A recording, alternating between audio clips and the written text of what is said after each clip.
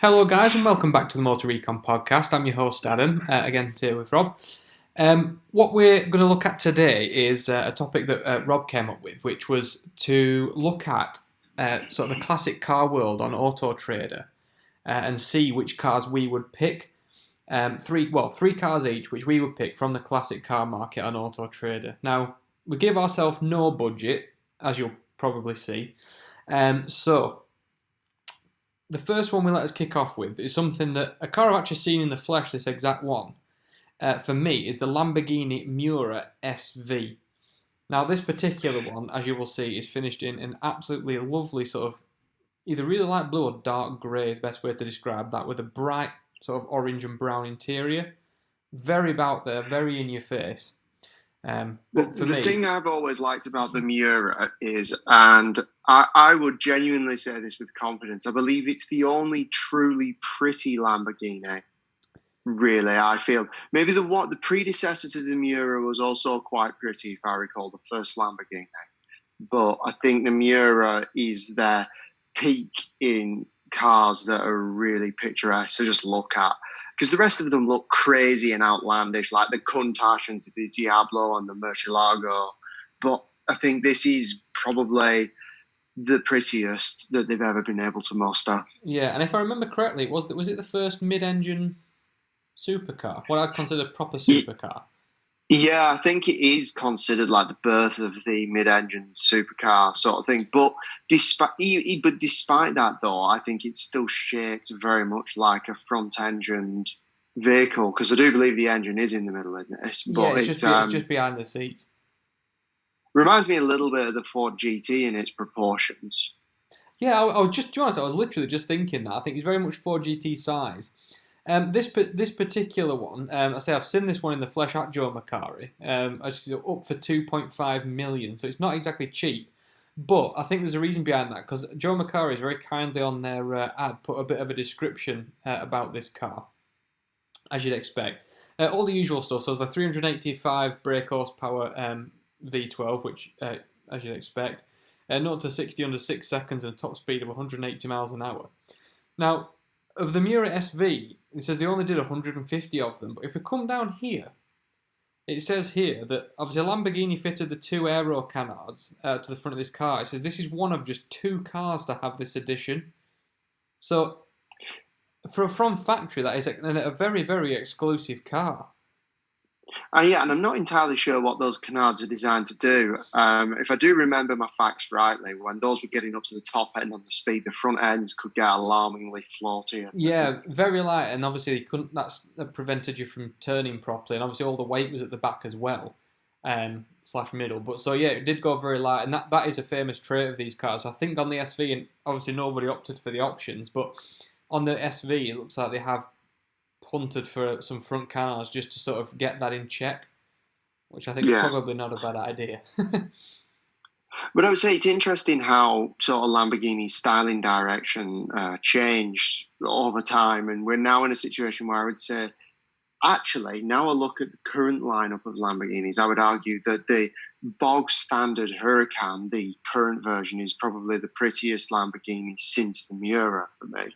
Yeah, it's a very, very good-looking car, isn't it? Very clean sort of design.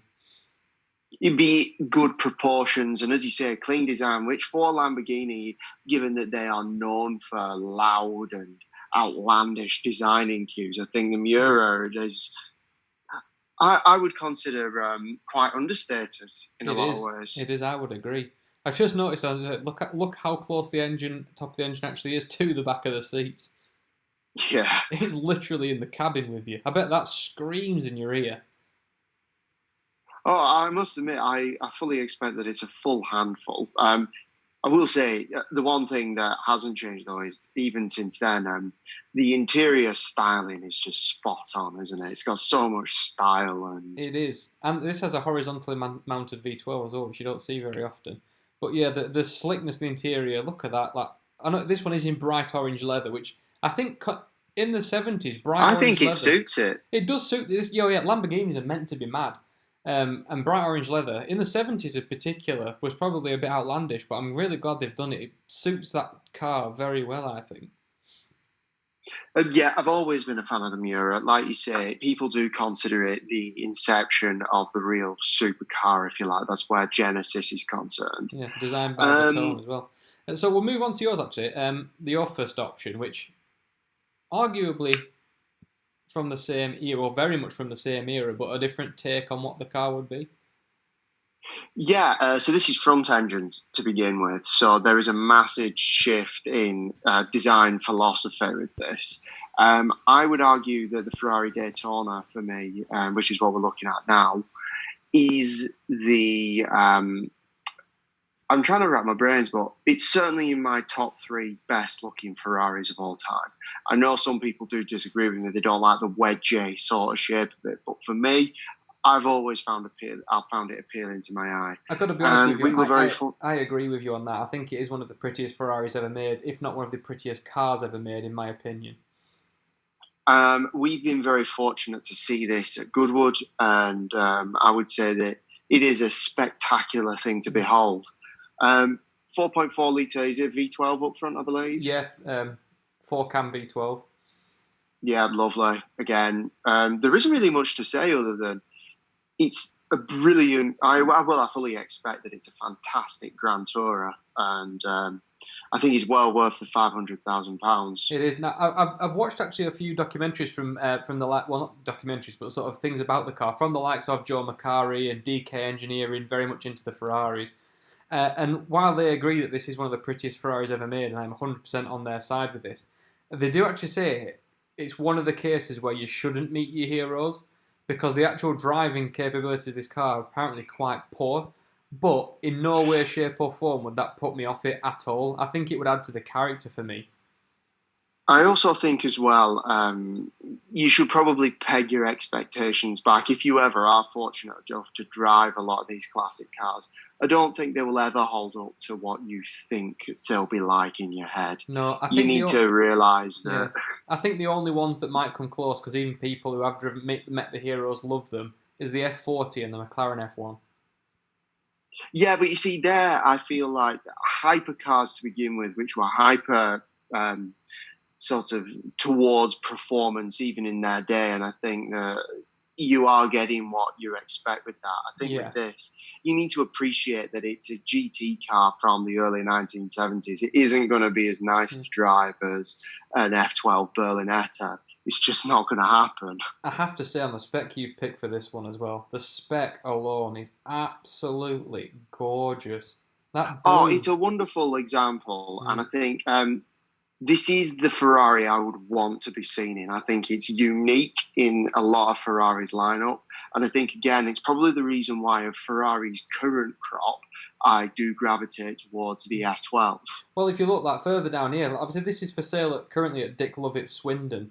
Obviously, for those of you listening, that if you haven't heard of it, it's sort of a very, very big popular Ferrari dealer in the south of England. They're very well known for sort of their ability to get these kind of cars. This is a proper UK supplied car as well.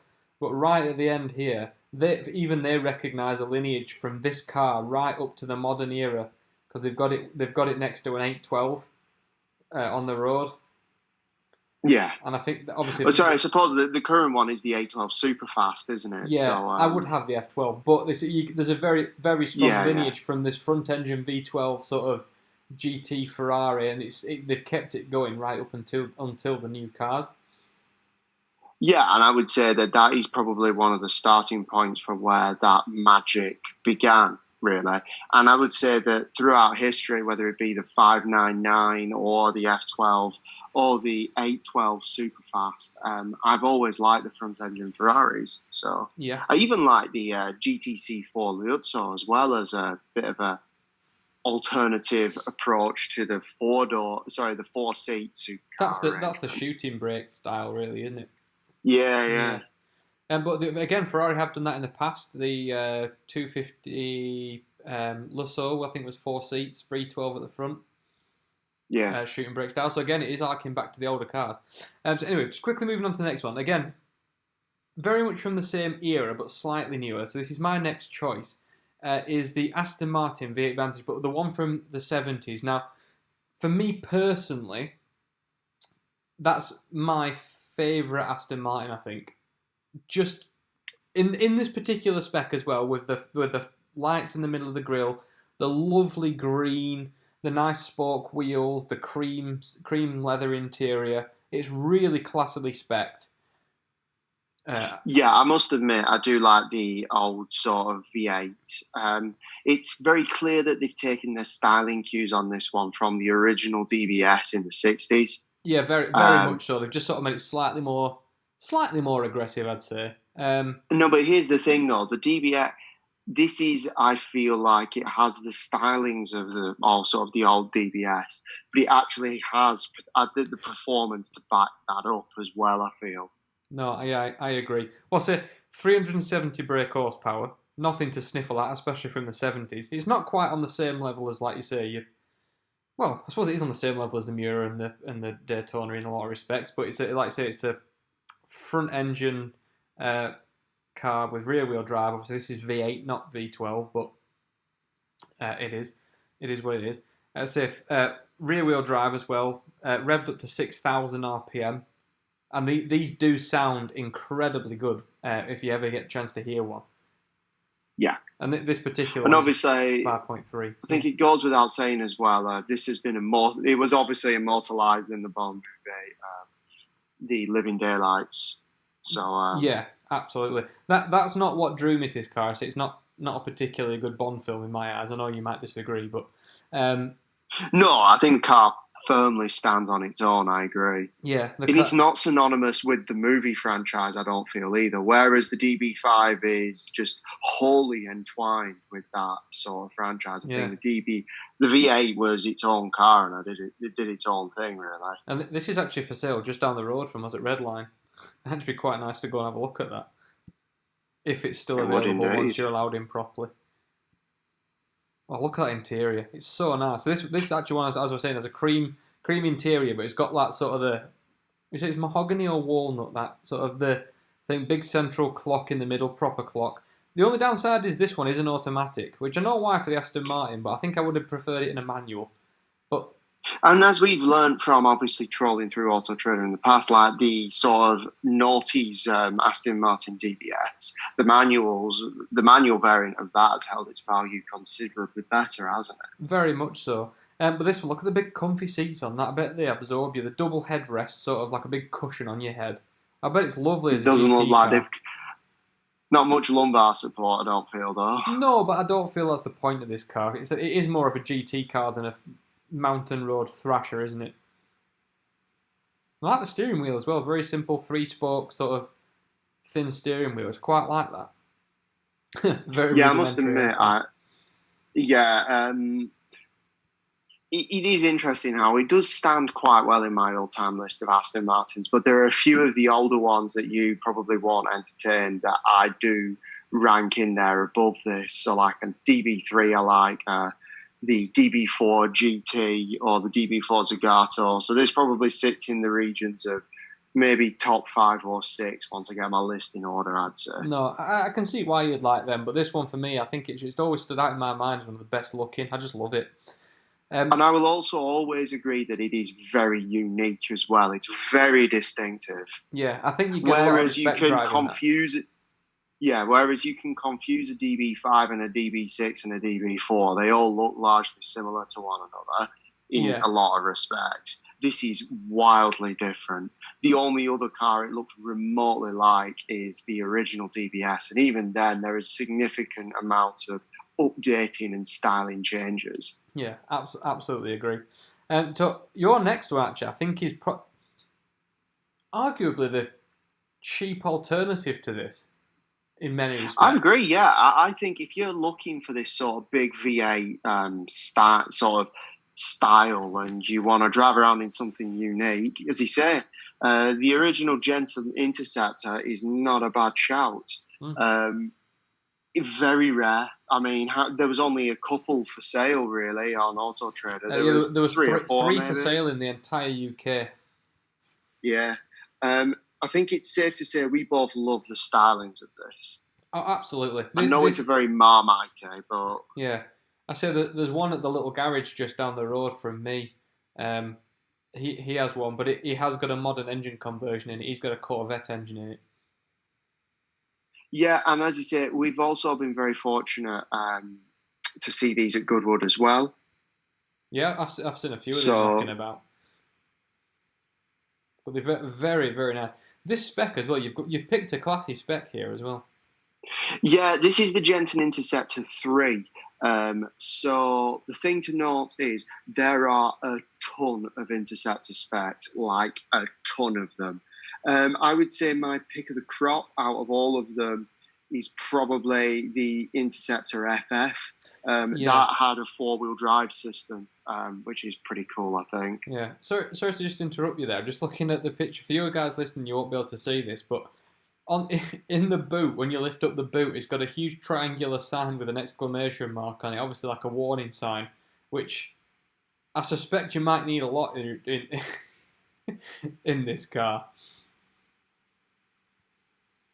Yeah, that's probably true.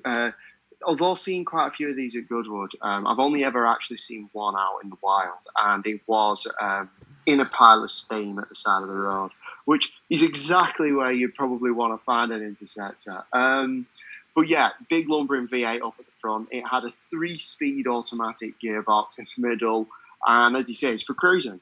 And I think you'll look great doing it. So this is the Mark III. It has a V8 in the front. As far as power outputs are concerned, this one only has about 300 horsepower. That's enough, I feel, to be honest. It is. Let's be honest, you're not going to be doing drag racing, are you? No, not at all. But it is a and very, I would argue, spec. I think you're right, especially with the V8, the Aston Martin V8 that you chose before with the automatic gearbox. This fulfills a very similar brief. Yeah, it's 4 seats. To that V8. Automatic gearbox, V8 up front. It even has, if I just go back a couple of pictures here, it even has, look, the cushions like the Aston Martin did on the headrests. I don't know if that was just a fashion of the decade, but both. And as you say, in both of these as well, you'll be driving round in sort of it's very stylish, let's be honest. Yeah, you get a lot of respecting, a lot of turning heads if you turn up in an Interceptor.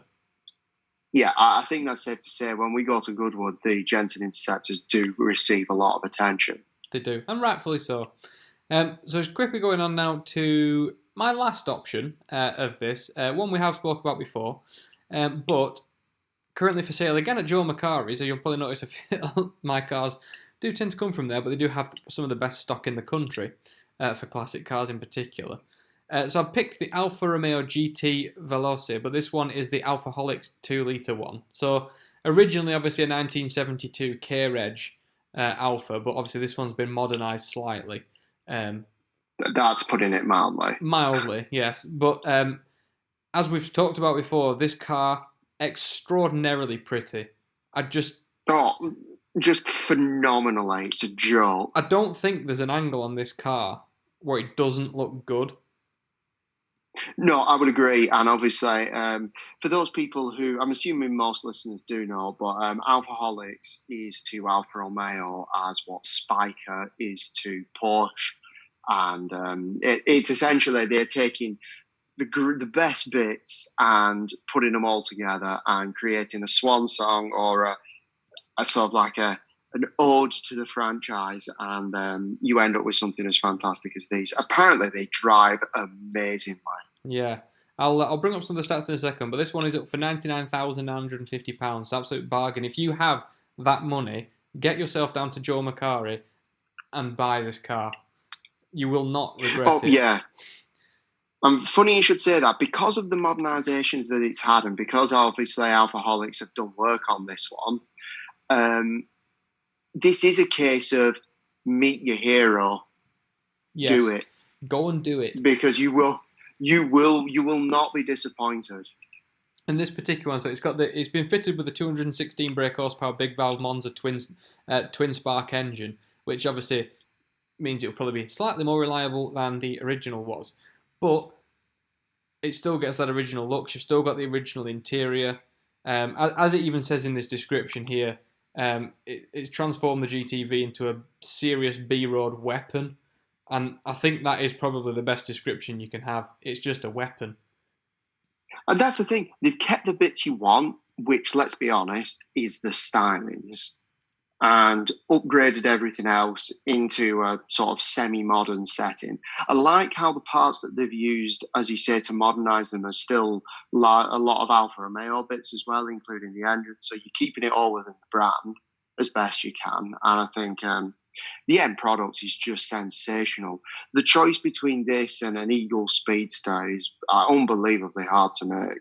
If it comes down purely to price, I think you've got to have this, given the fact that it's literally 10 times cheaper. And that's the thing. Call me controversial here, but I don't think this is 10 times less the car. No, I don't at all. For what it makes you feel. Yeah. And that's what they're both doing, yeah. For the way they drive and the way they make you feel, which is, let's be honest, largely what these brands sell on, I don't see the Alfaholic stuff being any less any worse than what Eagle put out. And I love what Eagle do as well. It's just... Me too. Yeah. But yeah. Okay, so straight on to your last one then. A car that I'm a little bit fond of, but I'll let you discuss it. So the final one is this. Yeah, I think it's safe to say this is our affordable choice on the list. I'm surprised these haven't appreciated more than what they have. No. We've been able to find a few examples here for under £15,000, just about. It's a Triumph Stag, so classic in the UK because it does have like the T-top arrangement, doesn't it? And like I say, is it built for outright performance? Not really. It's more style over form, I would say, but there's nothing much more stylish you can really roll around it. No, I think the only other one would probably be another Triumph, like maybe a Spitfire or a TR6, something like that. But again... Yeah, TR4s are lovely as well. But again, for an affordable price, I think that this is an excellent choice. Interior is questionable, I'll give you that. But It is, but I don't think that's the point. Again, automatic, I think it'd be better with a manual. But very, very clean especially... inside.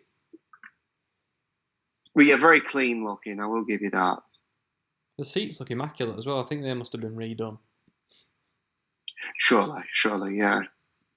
Bench back seat as well. But yeah, very nice spec. This particular one, 3-litre V8 as well. Not bad. Yeah, it's not even done stupid miles. It's on 62,000 miles, which for its age isn't bad at all, to be honest. No. Jaguar ZF4 Speedbox. Oh, it's a Jaguar gearbox. That makes sense. They were owned by the same company. Yeah, I just noticed that. That will help massively, to be fair. Yeah. And then let's have a look. What's up? But yeah, it's interesting. How would you how would you rate this as far as Triumph's offerings are concerned in the car market? Because I do like the Spitfire as well. I think the reason I would pick a Spitfire is because it was my dad's first car, so I think I've just got that sort of, I don't know, that sort of just connection with it there. And it was actually a red one as well. But he built his first car, bought it as a rusted wreck and built it up, and it was a Spitfire, so I quite like the story behind it. But if I was going to go purely for sort of the car I'd want to own, drive, and be in, it potentially would be either a TR4 or a TR6. For me, it's a TR4. I think that's probably the most classically best looking of the Triumph offerings. The Stag is different to all of those, I feel, but like I say, it's the only one with a T-top to begin with, I think. And 146 brake horsepower is nothing to sniffle at in a car that light. Now, these are very lightweight cars. There's nothing to them. Yeah, I get the impression that it'll be staggeringly unreliable, probably. Yeah, but, and even though it has that much power and doesn't weigh anything, I also guarantee it is extraordinarily slow. Yeah, but again, I think much like the Aston Martin V8 and the Jensen Interceptor that we've talked about as well, it's not really the point, is it? No, I would agree. I would agree with you on that. Yeah. But so that does bring us to the end of these classic cars. Obviously, let us know what you would pick in the comments below, or drop us a message, and we'll obviously respond to you on that one. If you do have any topics you do want us to discuss, obviously, again, let us know, and we will certainly do that for you. But if not, obviously, we will see you back here again next week for another episode. But if not, we'll see you later. See you in a bit.